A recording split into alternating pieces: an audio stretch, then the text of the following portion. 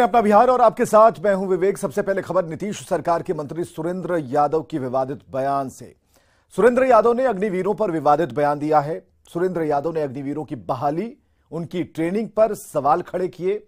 यह बयान अग्निवीरों की 4 साल की बहाली, लेकिन मर्यादा भूल गए और सेना को लेकर बदजुबानी भी की।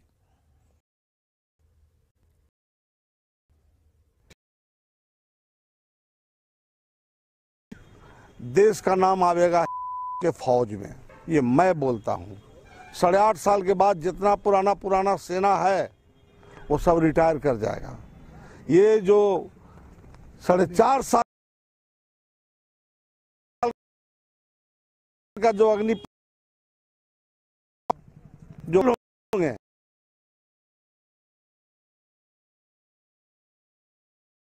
बयान पर बीजेपी ने आरजेडी पर हमला बोल दिया। बीजेपी प्रवक्ता ने कहा कि सुरेंद्र यादव का आपराधिक इतिहास रहा है और मंत्री के बयान पर आरजेडी के साथ मुख्यमंत्री नीतीश कुमार को भी स्थिति साफ करनी चाहिए। एलजेपी रामविलास ने भी मंत्री पर कार्रवाई की मांग की, तो कांग्रेस प्रवक्ता ने अग्निवीर योजना पर सवाल खड़ा किया। सुरेंद्र यादव जो आज मंत्री बने हुए हैं, खुद भी इनका आपराधिक इतिहास रहा है। अग्निवीरों बारे बोलने के पहले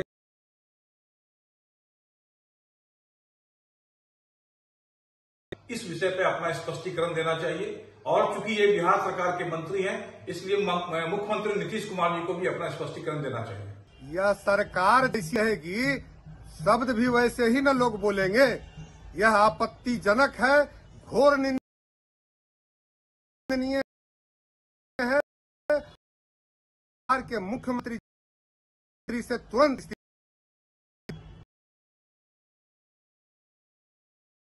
फौजी को तैयार होने में ही 4 साल लगते हैं। बहाली महत्वपूर्ण नहीं है, सेना को तैयार करना पड़ता है, कड़ी ट्रेनिंग देनी पड़ती है और 4 साल से ज्यादा समय फौजी को तैयार करने में लगता है। यहाँ 4 साल में तो सब कुछ हो गया, नौकरी ही खत्म। तो कैसे फौजी तैयार होंगे, इस पर क्यों सवाल उठाए जाए में डाला जा रहा है।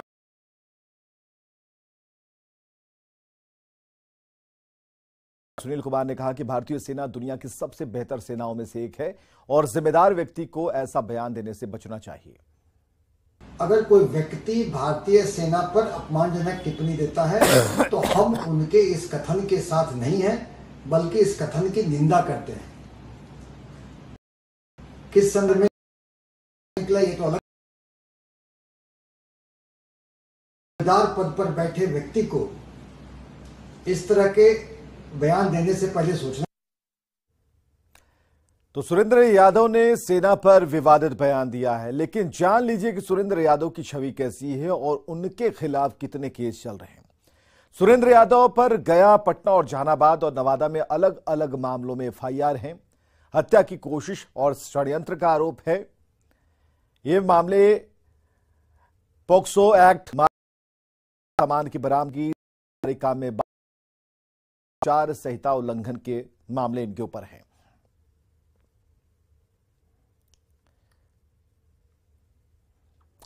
पटना में आज का दिन हंगामे के नाम रहा। शिक्षा विभाग के एक आदेश ने नौकरी कर रहे शिक्षकों की मुश्किलें बढ़ा दी और इसके विरोध में नियोजित शिक्षक सड़कों पर उतर आए और एनआईओएस के बाहर जमकर हंगामा किया।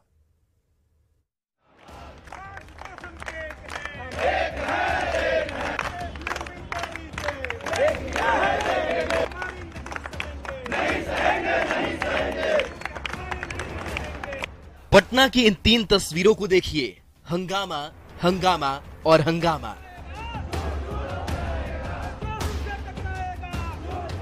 एक तरफ नियोजित शिक्षकों का हंगामा है तो दूसरी तरफ छात्रों का और तीसरी तरफ छात्राओं का हंगामा है। अब सबसे पहले बात नियोजित शिक्षकों की। शिक्षा विभाग के एक आदेश ने नौकरी कर रहे शिक्षकों की मुश्किल बढ़ा दी है। शिक्षा विभाग ने आदेश जारी किया है कि 31 मार्च 2019 के बाद एनआईओएस यानी नेशनल इंस्टीट्यूट प्रशिक्षण के सरकार नवनियुक्त शिक्षक मानेगी। इस फैसले से राज्य के 75,000 शिक्षकों को आर्थिक रूप से झटका लगने वाला है। साथ ही अनुभव का लाभ भी नहीं मिलेगा। शिक्षा विभाग के आदेश के खिलाफ नियोजित शिक्षक सड़क पर उतरे हैं।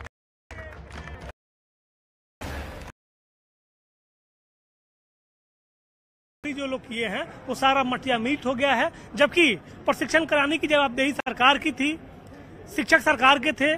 जो प्रशिक्षण इंस्टीट्यूशन जहां हम लोग खड़े हैं ये सरकार का है, तो फिर हम शिक्षक कैसे भुगतभोगी हैं इसके? कितना वेतन कटेगा? लगभग 10,000 रुपया, 74,000 है, लगभग 10 देगी।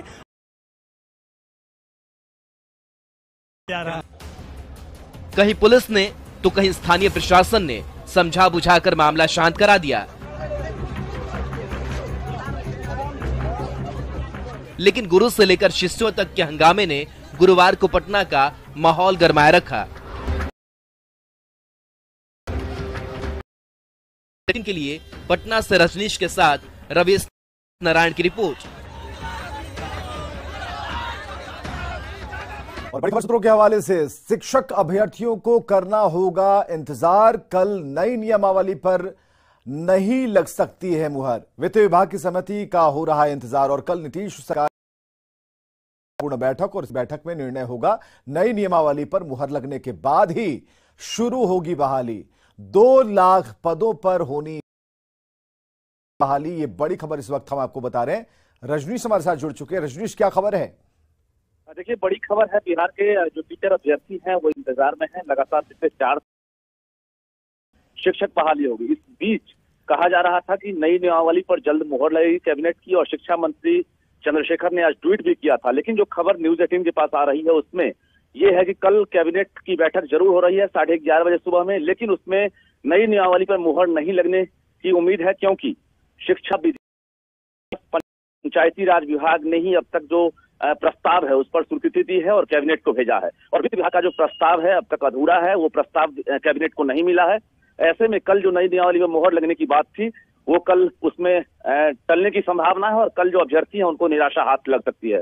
विवेक, बहुत बहुत शुक्रिया तमाम जानकारियों के लिए। तो शिक्षक बहाली पर बड़ी खबर हम आपको बता रहे हैं। खबर यह है कि 2 लाख पदों पर बहाली होनी है, लेकिन इसके लिए थोड़ा इंतजार करना पड़ेगा और जब एक बड़ी बैठक होगी, मुख्यमंत्री उसमें मौजूद होंगे, उसके बाद यह तय होगा। विपक्ष की ओर से सीएम नीतीश कुमार को पीएम पद का दावेदार बनाने की तैयारी है। जेडीयू पूर्णिया में होने वाली महागठबंधन रैली में नीतीश के नाम को आगे करेगा और जेडीयू की पहल को आरजेडी का भी समर्थन मिल रहा है। सवाल यहां यह है कि क्या कांग्रेस इसके लिए तैयार है?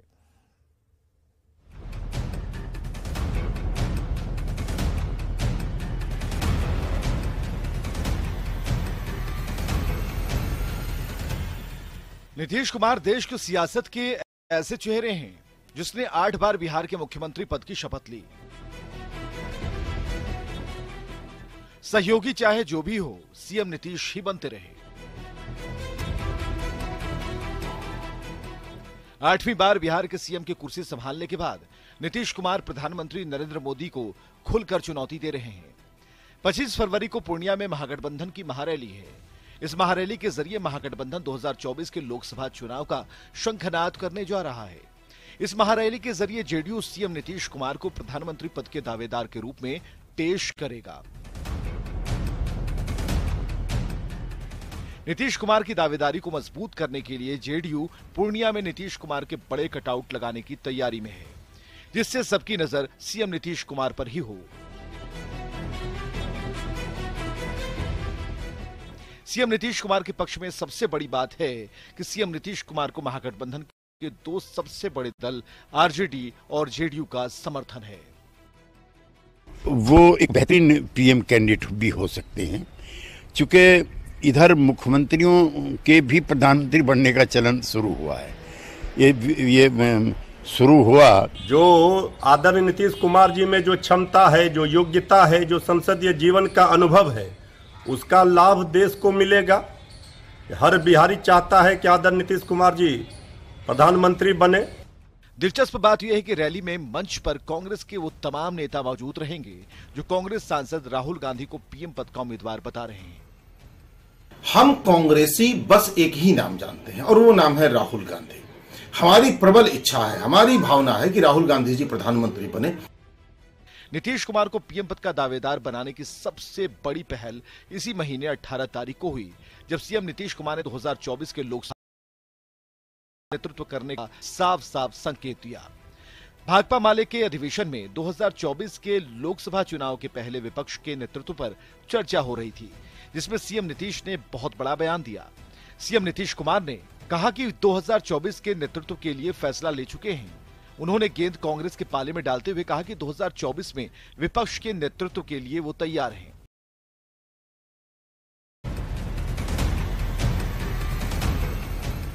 सीएम नीतीश कुमार ने हुंकार भरते हुए कहा कि अगर कांग्रेस और पूरा विपक्ष साथ मिलकर लड़ा तो बीजेपी 100 के नीचे सिमट जाएगी। तो यात्रा तो बहुत अच्छा हो गया, लेकिन इसके हम तो उसी के लिए इंतजार कर रहे हैं। जब तक हम तो जाके दोनों को कही दिए हैं, हम कह दिए हैं कि भाई सोच लीजिए आगे। नीतीश के दावे पर बीजेपी के वरिष्ठ नेता और केंद्रीय मंत्री अश्विनी चौबे ने पलटवार किया, कहा कि बीजेपी को पर नहीं सिमटा सकता। 2024 में ये कहते हैं 100 पर लगा देंगे बीजेपी को। है नीतीश कुमार को शक्ति? अरे जब जब बीजेपी ने साथ दिया, बीजेपी ने तुमको बनाया है, बीजेपी को तुमने नहीं बनाया। हालांकि विपक्ष ने, खासकर कांग्रेस ने कोई निर्णय नहीं आया कर नीतीश कुमार, कई दूसरे विपक्षी दलों का भी इंतजार है। लोकसभा चुनाव में बामुश्किल 1 साल बचा है और ऐसे में सवाल है कि क्या अब की बार नीतीश कुमार। न्यूज़ 18 के लिए पटना से अमित कुमार और धर्मेंद्र के साथ दिल्ली से अमितेश की रिपोर्ट।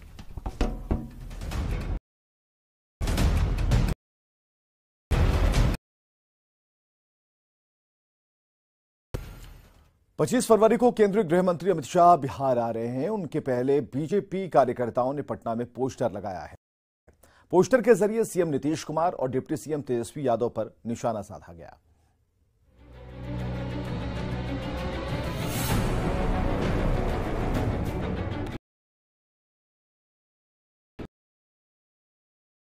बार फिर पोस्टर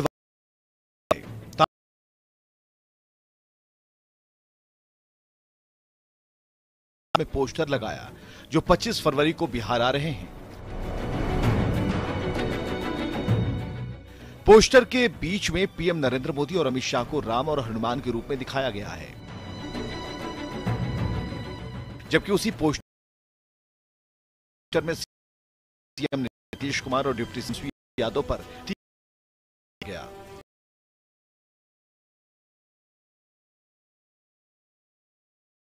कहां छिपे चाचा, तो नीतीश कुमार के सामने लिखा है पहले कुर्सी तो बचाएं। आगमन को लेकर पोस्टर लगाए जा रहे हैं। खासतौर पर ये पोस्टर बीजेपी के द्वारा पूरे पटना शहर में लगाए गए हैं और इस पोस्टर के जरिए यह दिखाया गया है कि किस तरीके चल रही है।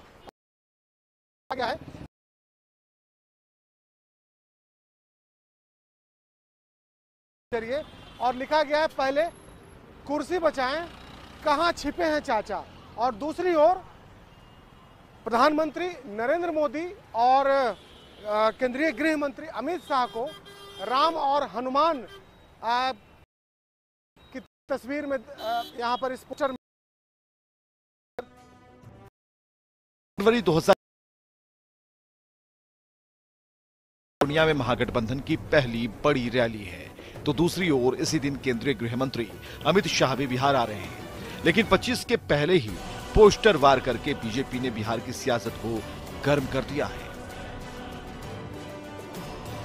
न्यूज़ 18 के लिए पटना से संवाददाता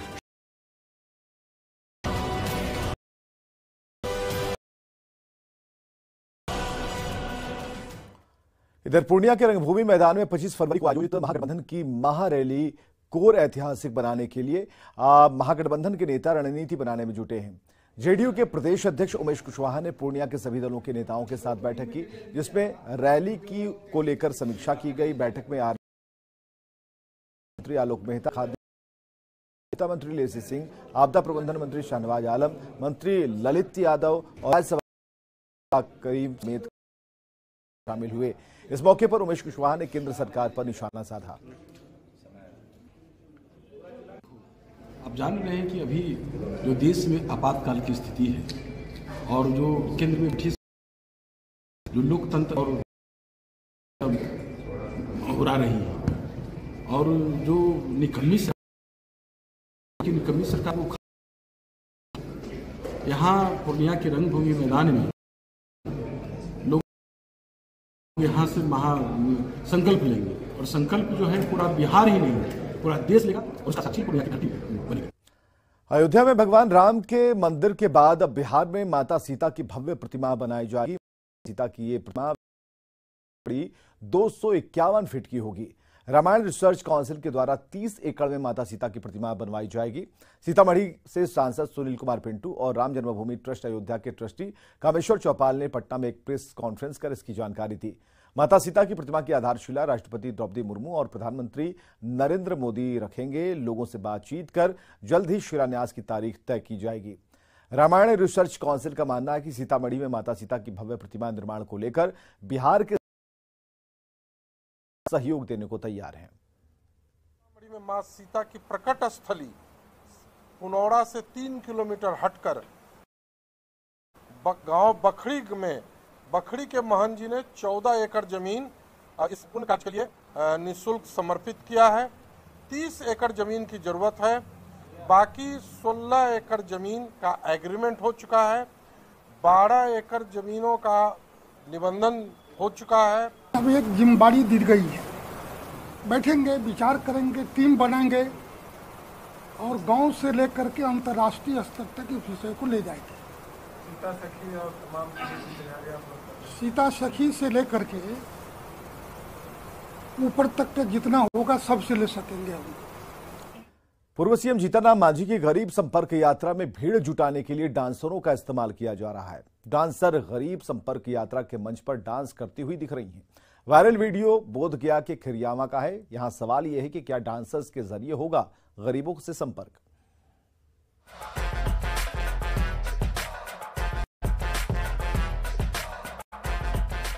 मंच पर डांस करती नचनियों को देखिए। मंच पर नचनियों का नाच और मंच के नीचे नाच के कद्रदान। अब आप क्या कहेंगे कि इसमें खास क्या है? बिहार की शादियों में तो इस तरह का डांस होना बिल्कुल आम बात है। अगर आप ऐसा सोच रहे हैं तो जान लीजिए ये नाच खास क्यों है। खास इसलिए है क्योंकि ये किसी शादी ब्याह में नहीं बल्कि एक राजनीतिक मंच पर हो रहा है।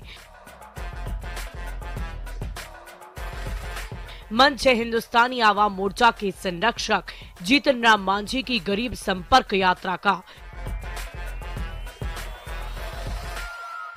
जी हाँ, बिहार के पूर्व मुख्यमंत्री जीतन राम मांझी और बिहार सरकार के मंत्री संतोष सुमन इन दिनों गरीब संपर्क यात्रा पर हैं। जो वीडियो वायरल हो रहा है वो बोधगया के खिरियावा का है। यात्रा में भीड़ जुटाने के लिए डांसर डांस करवाए जा रहे हैं।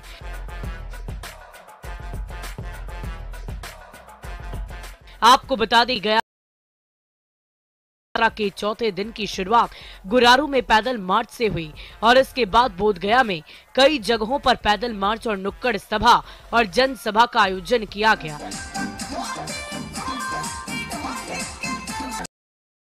इस बीच सभा में डांसर्स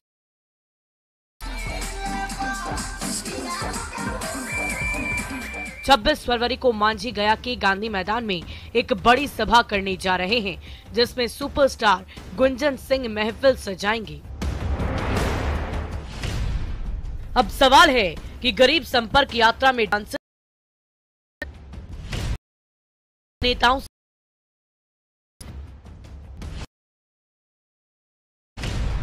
अश्लील डांस से गरीबों का होगा कितना कल्याण। डांस के रास्ते गरीबों से कितना संपर्क। न्यूज 18 के लिए गया से एलएन लिली की रिपोर्ट।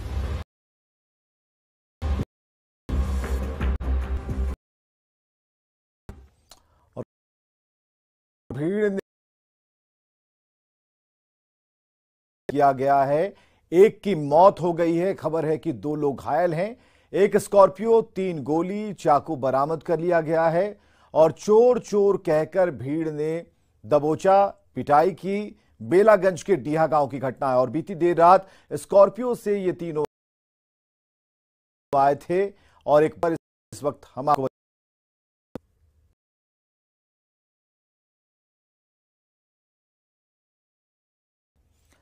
भागलपुर के नवगछिया बिजली उपकेंद्र में शॉर्ट सर्किट से आग लग गई। इसके पहले कि वहां मौजूद कर्मचारी कुछ समझ पाते, पूरे उपकेंद्र में यह आग फैल गई, जिसके बाद अफरा तफरी का माहौल हो गया और धुआं भर गया। आग की सूचना करीब के थाने को दिए जाने के बाद दमकल की मदद से आग पर काबू पाने का प्रयास किया गया, लेकिन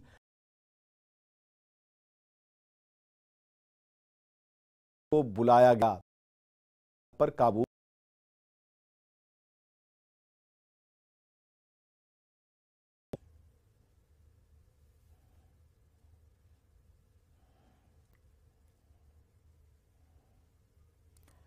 पटना के खाजा कला थाना क्षेत्र में प्रशासन ने अतिक्रमण हटाओ अभियान चलाया। हाईकोर्ट के आदेश पर दीवान मोहल्ले में चले अतिक्रमण में अभियान में 3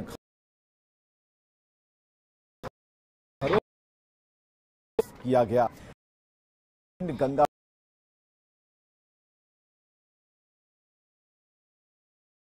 से लेकर पहले भी नोटिस दी गई, लेकिन लोगों ने मकान नहीं खाली किया था।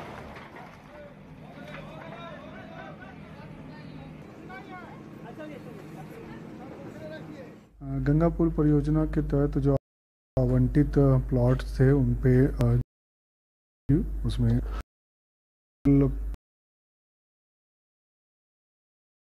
सुनवाई के पश्चात आदेश पारित किए गए थे और जो अतिक्रमण पाया गया था उसको खाली कराने हेतु समय निर्धारित की गई थी। निर्धारित समय पर अतिक्रमण खाली नहीं किए जाने की स्थिति में दंडाधिकारी और पुलिस बल की प्रतिनियुक्ति कर जो है विधिवत पूरी प्रक्रिया पालन करते हुए उसका पुलिसकर्मियों में हंगामा मच गया जब एक आरोपी पुलिस को चकमा देकर कस्टडी से फरार हो गया। हालांकि आरोपी के भागते ही पुलिसकर्मियों ने फुर्ती दिखाई और खदेड़ कर उसे करीब 200 मीटर की दूरी पर स्थानीय लोगों की मदद से पकड़ लिया। दरअसल आरोपी को मेडिकल जांच के लिए अस्पताल लाया गया था, जहां से उसने चकमा देकर भागने की कोशिश की। आरोपी को कन्हैया थाना गया था।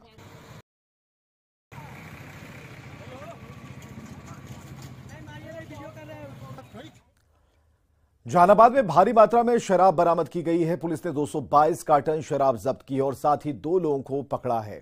शराब उत्तर प्रदेश से लाई जा रही थी और इसकी सप्लाई मधुबनी में की जानी थी। शराब ट्रक में तहखाना बनाकर रखी गई थी। पुलिस ने ट्रक के ड्राइवर और खलासी को गिरफ्तार किया है और ये पता लगाने की कोशिश की जा रही है कि शराब के अवैध धंधे में और कौन कौन लोग शामिल हैं।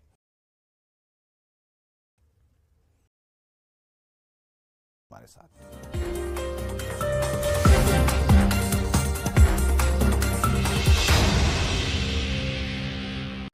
Headlines presented by